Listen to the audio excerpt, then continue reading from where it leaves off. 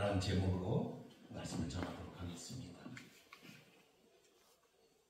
사도행전 1장에 보면은 오순절날 제자들은 승천하신 예수께서 보내신 성령을 받았습니다. 제자들은 그날 이로부터 임하시는 성령을 받고 세례를 받고 성령이 충만하여졌고 하나님이 주신 권능을 함께 받았습니다.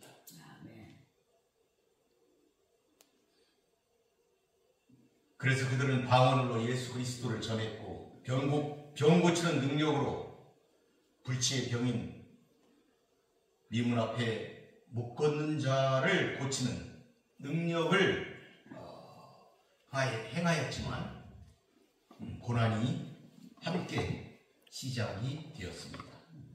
솔로몬 행각에서 설교하다가 그들이 체포된 것입니다. 그래서 베드로와 요한은 산헤드린 공회에서 신문을 받고 석방된 후에 교회 성도들을 만나게 된 것입니다.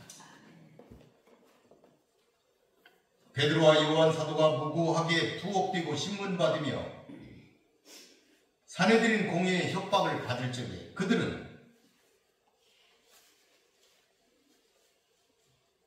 두 사도에게 경고해서 도무지 예수의 이름으로 말하지도 말고 가르치지도 말라.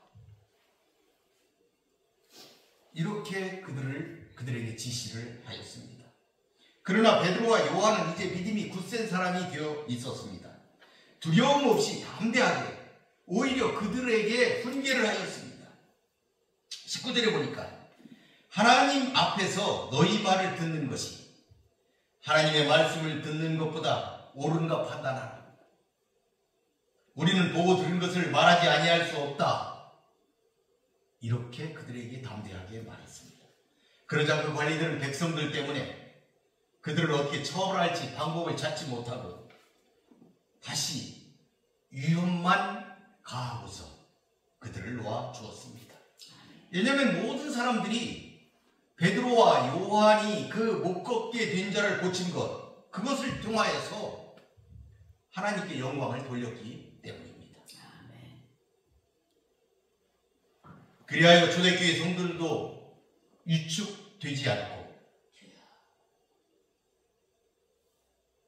교회로 돌아간 사도들과 성도들 다 힘을 합쳐서 기도하였을 뿐만 아니라 그 기도를 통하여 또다시 성령의 충만함을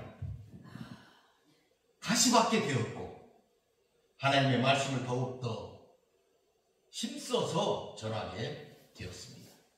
23절에는 베드로와 요한이 석방되자마자 동료 형제들에게 가서 모든 상황을 전했다. 이렇게 기록하고 있습니다. 그들이 동료들에게 바로 갈 수 있었던 것은 그 성도들이 모이는 그 장소를 잘 알고 있었기 때문일 것입니다. 그 장소가 일정했을 것이다. 초대교회의 모형이었을 것이다. 이렇게 우리는 볼 수가 있겠습니다. 사도들이 성도들에게 바로 갔는데 그 이유가 무엇이었겠습니까? 단순히 위로를 받거나 다시 붙잡힐 것이 두려우니까 우리 함께 피난하자 또는 이 대책을 세우자 그러기 위해서 그들의 곧바로 가는 것이 아니었다 하는 것이죠. 그들에게 바로 간 이유는 교회에 알려주기 위해서였어요. 자신들에게 임하신 성령의 역사, 재판을 통해 복음 전파를 금지한 산헤드린 공의의 판결에 굽히지 말고 오직 복음 전파에 매진하기 위해서 합심하여 기도하기 위해서 바로 달려갔다. 성령의 역사를 그들에게 전하고 다 같이 모여서 합심해서 기도하자. 그렇게 하기 위해서 그들에게 바로 달려갔다 하는 것을 본문을 통해서 우리가 알 수가 있는 것입니다. 여러분, 그 미국 하원에서 개원할 때는 그 목사님을 청빙해서 기도를 드리는 그 순서가 있다고 그럽니다. 그런데 그 기도를 할 때 맨 마지막에 우리는 예수님의 이름으로 기도합니다. 이렇게 기도하지 않습니까? 그런데 그 지침이 예수님의 이름으로 기도한다 이렇게 못하게 돼 있다 그래요. 그래서 오늘 목사들에게 그 기도문에 그 지침을 전달했는데 어떤 목사님, 제가 이름은 얘기하지 않겠는데 어떤 목사님이 있었는데 그 목사님이 감리교단의 목사님이었는데 그 목사님이 기도를 할 때 이렇게 끝에 기도를 했어요. 이 모든 것을 유일하신 신 브라만 또는 다양한 종교에서 다양한 이름으로 불려지는 신의 이름으로 기도합니다. 에이멘, 에이, 우먼 이렇게 기도를 했다고 합니다. 그러니까 아멘 이렇게만 한 게 아니고 에이, 우먼 이렇게 같이 기도를 했어요. 예수님의 이름으로 기도를 하지 못하게 했는데 그렇게 했다고 해요.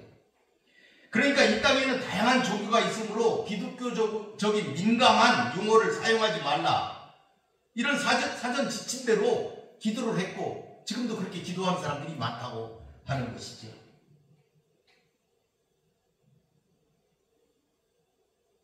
미 하원 개월 행사에 참석할 정도라면 이름께나 있는 분이었을 텐데 그만큼의 공격에 그들은 여지없이 무너지고 말았던 것입니다. 그들이 무서워서였을까요? 그들로부터 받을 수 있는 어떤 혜택이나 어떤 권력을 유지하기가 어렵기 때문에 그랬을까요? 이것은 마치 많은 목회자들이 북한을 방문했을 때 김일성이 동성 앞에서 절하는 것이나 같은 것이 아닐까 이런 생각을 하게 됩니다.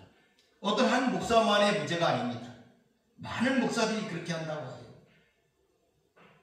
많은 이들이 겉과 다르게 신앙적인 기반이 없다는 것, 권력에 취약하다는 것, 그것을 잘 보여주고 있는 현실이라고 말할 수가 있겠습니다. 그러나 베드로와 요한은 산헤드린의 협박을 받으면서도 담대하게 외쳤다.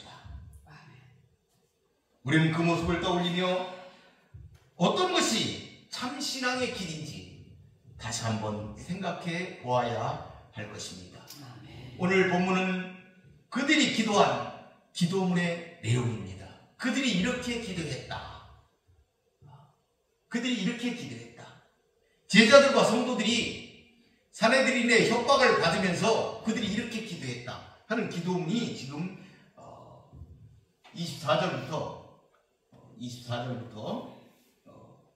기록이 되어 있습니다. 24절에 보니까 그들이 듣고 한 마음으로 하나님께 소리 높여 이르되 대주제여. 이제 기도가 시작되는 거예요. 제일 처음에 기도를 대주제여. 천지와 바다와 그 가운데 만물을 지으신 이시오. 이렇게 기도를 시작했습니다. 아멘. 이 기도에 그들의 특징이 잘 나타나 있습니다. 그들이 기도한 특징. 한 마음으로 소리를 높여 기도했다. 그러니까 당시 사람들이 얼마나 되는지는 알 수 없지만 성령 충만한 성도들이 하나의 목표를 갖고 열정적으로, 요즘 말로 얘기하면 통성으로 기도를 했다 하는 것을 볼 수가 있습니다. 그래서 그들은 이 기도로 31절에 보면 하나님의 가시적인 응답을 받았다 하는 것도 우리가 31절을 보면 알 수가 있습니다. 벨기를 다음에 모인 곳이 진동했다. 우리가 다 성령이 충만하여졌다.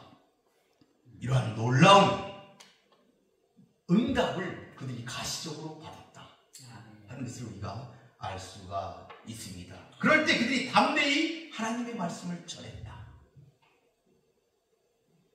그 결과 기도 후에 그와 같은 놀라운 현상을 그들이 경험하고 또 말씀 전파로 그들이 바로 이어서 행동했다 하는 것을 우리가 알 수 있습니다. 오늘 본문에 보니까 그들이 소리 높여 찾은 분이 대주제이셨어요. 대주제예요.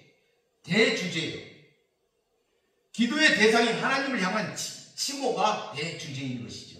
그러니까 대주제는 뭐냐면 천진 만물을 지으신 창조주 하나님, 이것을 나타내는 것입니다. 대주제로서의 하나님은 이 세상 만물을 지으시고 통치하고 계시는 왕이신 것이죠. 그러니까 그분을 찾은 거예요.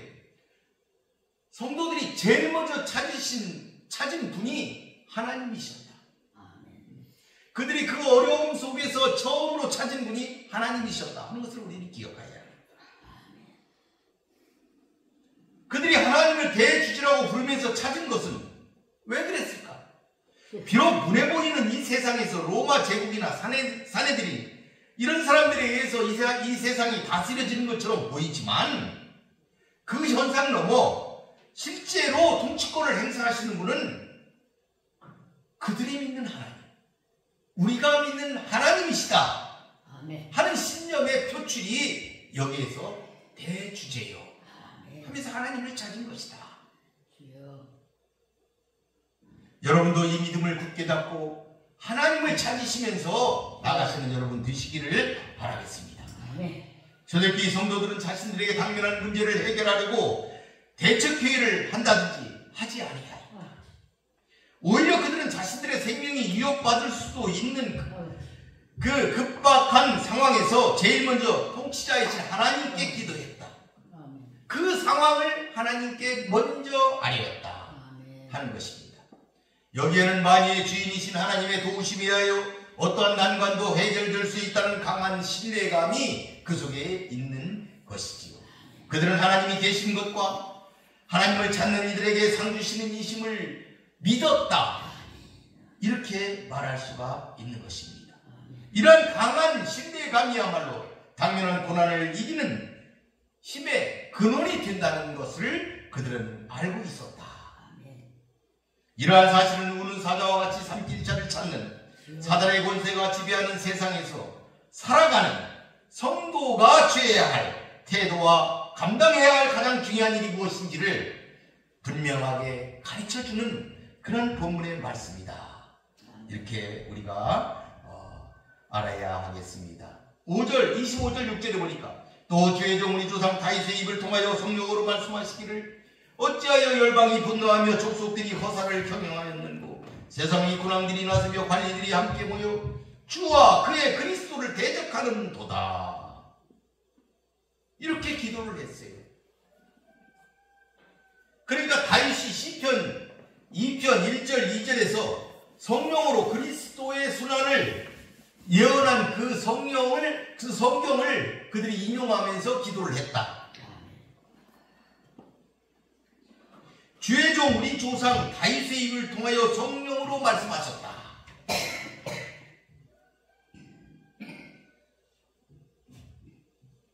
성령으로 말씀하셨어요. 무엇을 말씀하셨는가? 그리스도를 향한 세속 권력자들, 열방, 족속들, 이 성경에 나오는 군왕들이, 그리고 관리들이 불타오르는 적대감으로 예수님을 대적할 것이다 하는 것을 다윗이 예언을 했다. 예수님께서 등장하시기 천여 년 전에 이미 예언되었고, 그리고 지금 이 시점에서 이 제자들이 기도하는 이 시점에서 성취되었다. 그것은 이미 예언되었던 것이다 하는 것을 기도하고 있는 것이죠. 그러니까 이것이죠. 하나님, 천여 년 전에 우리 조상 다윗이 성령의 그 가르침을 받아서 예언했는데 그것이 하나님 이루어졌습니다. 예언대로 지금 일이 일어나고 있습니다. 이렇게 기도한 것이죠. 사내들인 공회의 핍박에 직면한 초대교회 성도들은 다윗이 반역자들에게 쫓겨다니며 지었던 시편 2편 1, 2절을 이처럼 예수께서 받으신 고난에 그대로 적용을 하는 것입니다. 이스라엘 조상으로서 가장 모범적인 주의 종 다윗이 성령의 말씀을 이처럼 전하는 것 같이 자신들도 주의 종들로서 담대하게 하나님의 말씀을 전하게 하여 달라는 의미로 다윗이 소환된 것이다. 그러니까 다윗이 담대하게 성령의 이끌림을 받아서 이 하나님의 말씀을 전했던 것, 예언했던 것처럼 우리도 예수께서 우리 보고 증인이 되라 하셨기 때문에 증인된 삶을 위해서 우리도 다윗처럼 예수님을 전하겠다. 이런 각오를 가져야겠다 하는 것을 기도를 통해서 지금 얘기하고 있는 것이다. 제자들 역시 예수님과 마찬가지로 이 예수님이 혹독한 핍박을 받았고 고난을 받았는데 그 고난 속에서도 예수님과 마찬가지로 피할 길을 내달라. 이 잔을 내게서 지나가게 하옵소서. 이렇게만 했다면 우리도 예수님처럼 우리도 고난을 지나가게 해 주시옵소서 이렇게 하면 되겠지만 예수님께서 그 고난의 잔을 마셨기 때문에 우리들도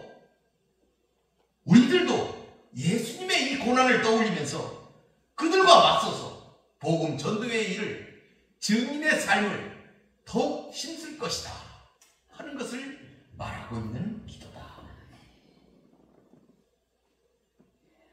그렇게 볼 때 세상 군왕들과 관리들이 예수님을 대적하는 것은 결국 하나님을 대적하는 것이 되었고 더 나아가 예수를 믿고 전하는 성도들을 비판하는 것도 그리스도와 더불어 하나님을 대적하는 일이 된다는 사실을 본문을 통해서 잘 보여주고 있는 구절이다.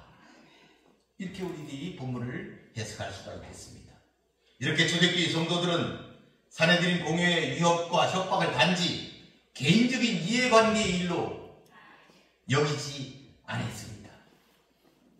바로 사단의 세력이 하나님을 대적하는 일로 그들은 해석하고 있었다.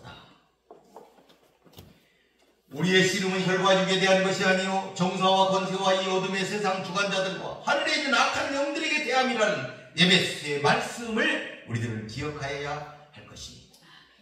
우리도 예루살렘 초대교회 성도들의 이런 깊은 영적 통찰력을 갖도록 우리도 기도하여야 하겠습니다.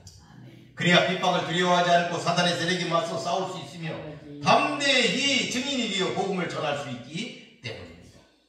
27절 8절을 보니까 과연 헤롯과 본디오 빌라도는 이방인과 이스라엘 백성과 합세하여 하나님께서 기름 부으신 거룩한 종 예수를 거슬려 하나님의 권능과 뜻대로 이루려고 예정하신 그것을 행하려고 이 성에 모였나이다. 앞선 27절, 28절 우리가 읽은 27절, 28절은 헤롯과 빌라도 예수를 적대하는 세력들이 하나님이 예정하신 대로 이 성에 모여 예수를 대적했다. 그러니까 하나님이 예정하신 대로 그들 세력들이 적대하는 세력들이 이 성에 모여서 예수를 대적했다 하는 것이 27절 8절의 내용입니다. 구약의 예언이 현실 가운데서 하나의 어그러짐 없이 분명하게 성취되었음을 보여주고 있는 구절입니다. 본문은 예수께서 십자가에 못 박혔던 과거 그들이 모였던 상황을 가리키는 표현입니다. 그러니까 예수님을 적대하려고 그들이 모였다는 것이죠. 그 당시에 과거의 일을 얘기하고 있는 거예요. 그것을 행하려고 이 성에 모였다 이 말이에요. 그들이 그 당시에 모였다는 얘기예요. 그 말씀 그대로 천년전에 예언되었던 그 말씀 그대로 그들이 예수님을 대적하려고 그들이 모였었다는 것을 지금 말하고 있는 것이에요.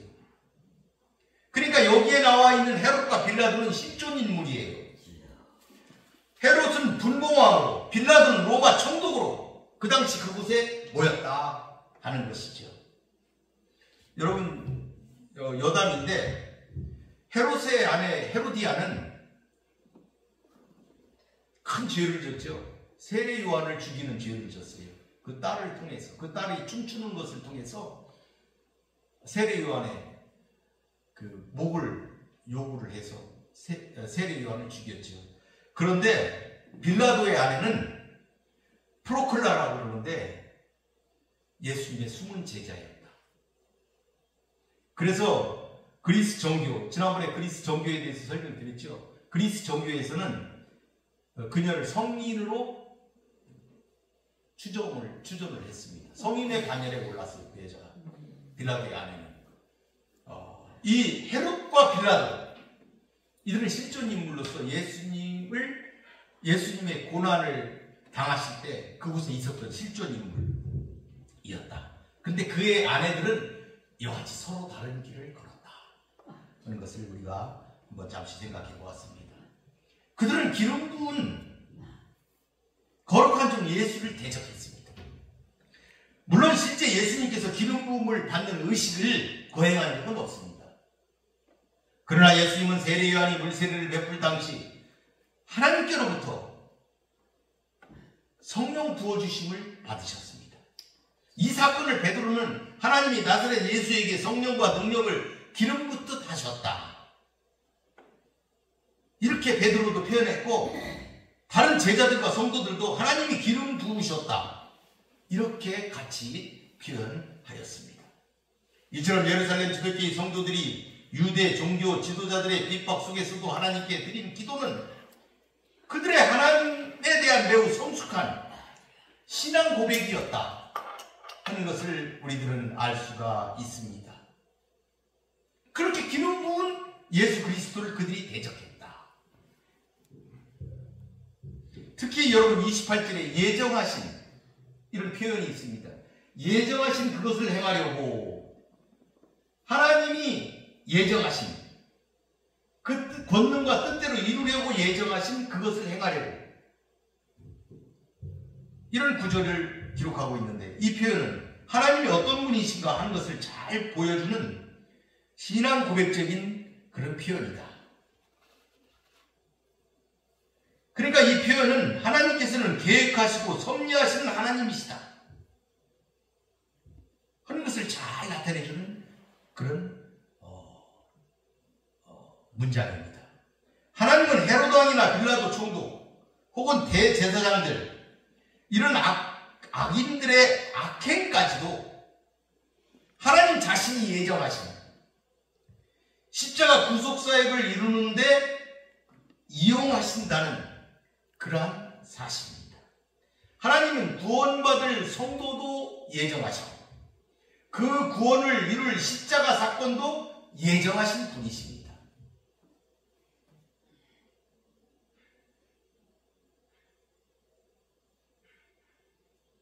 하나님은 이러한 악인들의 악행까지도 하나님 자신의 예정하신 그 사역을 이루는 데 이용하신다 하는 것을 우리들이 알아야 됩니다. 그러나 하나님은 그 구속사역을 이루기 위해서 악인들의 마음을 충동하거나 강박하지 않으신다는 것을 우리들이 알아야겠습니다. 그리스도를 대적하는 그들의 타락한 자유의지를 허용하신다. 그들에게 자유의지를 주시고 그들에게 자유롭게 그들 마음대로 할 수 있도록 허용하셨는데, 허용하실 때 그들은 죄악으로 달려간다는 것이죠. 스스로 죄악으로 달려간다는 것이죠. 그래서 하나님의 예정하신 그 구속사를 그들이 이루는 거예요. 그들의 죄악으로, 그들의 자유의지로. 그걸 하나님께서는 사용하시는 것이다. 그냥 내버려 둔다고 했어요. 사도 바울도. 그들을 그 악한 상태 그대로 내버려 두면 그들이 죄를 저지른다는 것이죠. 여러분 그 계시록 우리가 본문 보았을 때 그때도 말씀드렸는데, 이 악한 짐승이나 사탄이 악을 행하잖아요. 근데 그들이 더 이상 악을 행하지 못하도록 붙잡고 계시는 분이 누구예요? 하나님이시라고 했잖아요. 계시록에. 하나님께서 그들을 막고 있는 그것을, 하나님이 그걸 빼시면은, 막지 않으시면 그들이 악을 행하는데 어떻게 행해요? 그들이 건설한 그 죄악의 도성 바벨론을 누가 멸망시켜요? 사탄이 멸망시킨다. 그 계시록에 나와 있잖아요. 그들에게 그들을 허용하도록 그냥 놔두면은 그들은 바로 파괴시킨다. 멸망시킨다 하는 것이 계시록에도 나와 있지요. 여기서도 보면은 그들이 악한 것을 하나님이 그들 시킨 게 아니에요. 허용할 때, 그대로 놔둘 때 그들은 그러한 죄악을 저지르게 된다. 결국 악인들은 자신들의 정욕에 따라 예수 그리스도를 죽였으나 그것이 거대한 하나님의 섭리에 쓰려받기 위해서는 그분의 역사를 성취하는 부속 수단이 되고 만다 하는 것을 우리들이 깨달아야 하겠습니다.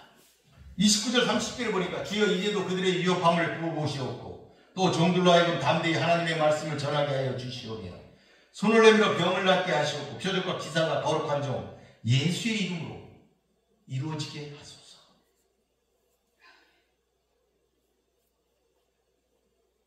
(28절까지가) 하나님에 대한 찬양, 역사적 사건을 근거로 한 과거를 회상하는 기도였다면, 이제 29절 30절은 지금 현실과 밀접한 관계를 갖고 있는 구체적인 간구의 내용이지요. 그들이 소망하는 걸 지금 이제 얘기하고 있는 것이 29절 30절이다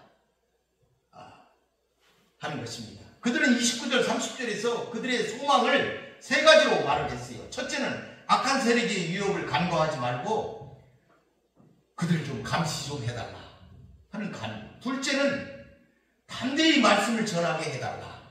세 번째 간구는 예수의 이름으로 표적과 기사가 계속 일어나게 해달라 하는 내용이 담겨 있습니다. 본절을 보게 되면 예루살렘 초대교회는 방금 그 사도들 베드로와 요한이 산헤드린 법정으로부터 복음 전도를 하지 말라 는 협박, 위협을 받았고 풀려났어요. 그랬는데도 그들은 이렇게 기도를 한 거예요. 한시라도 더 지체하지 않고 다시 복음 전도를 위해 나서게 해달라. 이렇게 그들이 기도를 했다 하는 것이죠. 참 놀라운 믿음의 소유자들입니다. 두려웠을 텐데, 피하고 싶었을 수도 있었을 텐데 그들은 그렇게 하지 않았습니다. 이를 통해 볼 때 그들은 참으로 위험한 상황에 직면했음에도 자신의 안위보다는 복음 전파에 최우선의 관심을 갖는 하나님 중심적인 성숙한 신앙을 가졌다 하는 것을 우리들이 알 수가 있습니다. 첫 번째 기도를 보게 되면 하나님의 복음을 전하지 않겠다는 사명 포기의 기도가 아닙니다. 그들을 감시해달라는 것이 자신들을 핍박하는 세력들이 예수의 복음 전하는 일을 막지 않도록 하게 해달라, 이런 기도였습니다. 세 번째도 보게 되면 치유와 그 표적, 기사가 자신들의 손을 통하여 예수의 이름으로 일어나게 해달라 하는 기도였습니다. 예수님의 이름으로 일어나게 해달라는 기도. 표적과 기사가 그것은 당시에 어떤 것이었습니까? 예수님께서 자신이 메시아이심을 증거하시고 하나님 나라가 도래했음을 알리는 그런 간접적인 증거였습니다. 그 표적과 기사, 그것을 예루살렘 교회가 예수님의 이름으로 구했다. 자신들의 능력을 과시하기 위해서가 아니라 예수님으로 말미암아 도래한 하나님 나라를 전파하고 확장시키려는 의도에서 그것을 구했다 하는 것입니다. 그러니까 자신의 어떤 것을 위해서 구한 것이 아니에요. 빌립보 성에 있던 시몬이 그 성령을 돈을 주고 사서 자기도 돈벌이를 하려고 했던 그것이 아니었다는 것이죠. 하나님의 영광을 위해서 그들이 구했다. 보다 효과적으로 복음을 전파하기 위해서 표적과 기사가 필요하다고 그들이 생각했던 것입니다. 하나님은 그들의 기도대로 당신의 신실한 종을 통하여 수많은 표적과 기사를 일어나게 하셨습니다. 표적과 기사를 통해 하나님이 살아계신 것, 그들의 기도를 들으심을 나타내 깨닫게 하였습니다. 그래서 그들로 하여금 복음을 받아들이고 갈 수 있도록 그렇게 하나님께서 역사하신 것이었습니다. 4장 31절에 보게 되니까 빌기를 다음에 모인 곳이 진동하더니 무리가 다 성령이 충만하여 담대히 하나님의 말씀을 전했다. 아멘. 여러분, 우리들의 기도가 끝나자 그곳이 진동했다. 이런 놀라운 기사가 지금 기록되어 있어요. 여러분, 진동하는 게 뭐예요? 흔들린다는 거 아니겠어요? 사도행전 16장에도 진동할 때에 큰 지진이 일어나서 감옥 문이 열렸다 하는 것이 사도행전 16장에도 기록이 되어 있습니다. 갑자기 지진이 나서 옥토가 움직였어요. 진동했다 이 말이에요. 문이 다 열리고 모든 사람의 매인 것이 벗어졌다. 출애굽기 19장에도 이런 기사가 있습니다. 하나님이 강림하시는데, 불 가운데 강림하실 때 그 연기가 옹기, 가마, 연기 같이 떠오르고 온 산이 크게 진동했다. 시내산에서의 일입니다. 시내산에 연기가 자욱한데 하나님이 강림하시는데, 불 가운데 강림하시는데 온 산이 진동했다.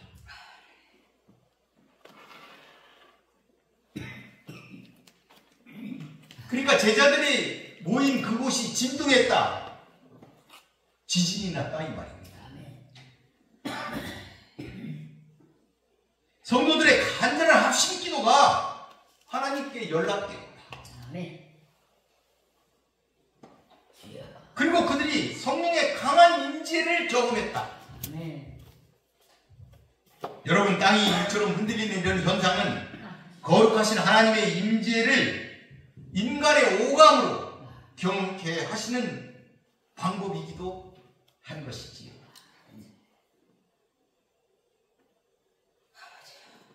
그런데 여기 보면 합심하여 기도한 성도들이 다 그 일을 통하여 성령이 충만하여졌다 하는 내용이 나옵니다. 여러분, 이때 기도한 분들은 대부분이 다 오순절 성령 강림 때 이미 성령 세례를 받고 성령 충만한 상태를 경험한 사람들입니다. 성령 충만을 경험한 사람들이었다. 그런데 그들에게 다시 성령이 충만하게 임하셨다.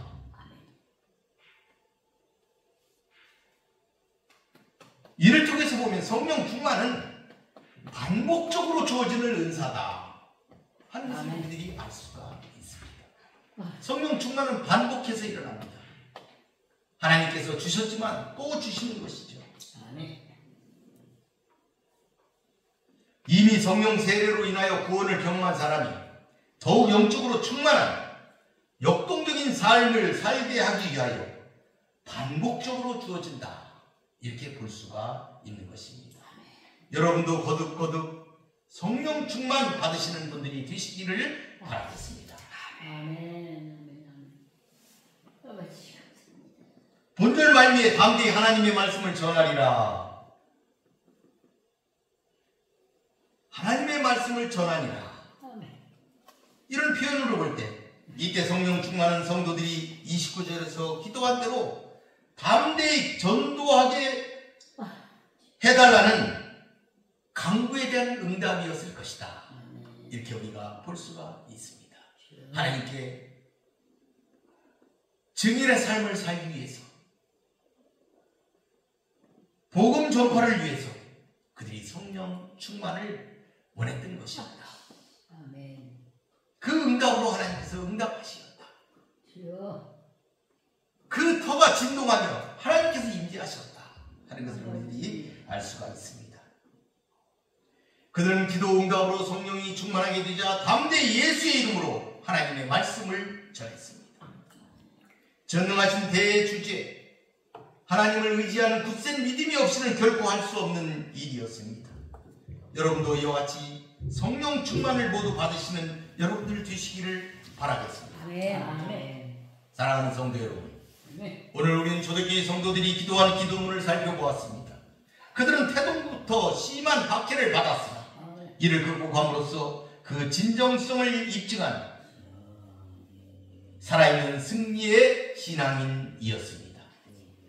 이 본 기도문은 이 지상 최초의 교회가 최초의 박해의 위협에 어떻게 대처하였는지를 보여줌으로써 향후 예수 그리스도의 재림 때 그때까지 이어질 박해, 이에 대한 교회의 응전 방식을 보여주는 한 모델이라는 점에서 큰 의미를 갖고 있다고 할 수 있겠습니다.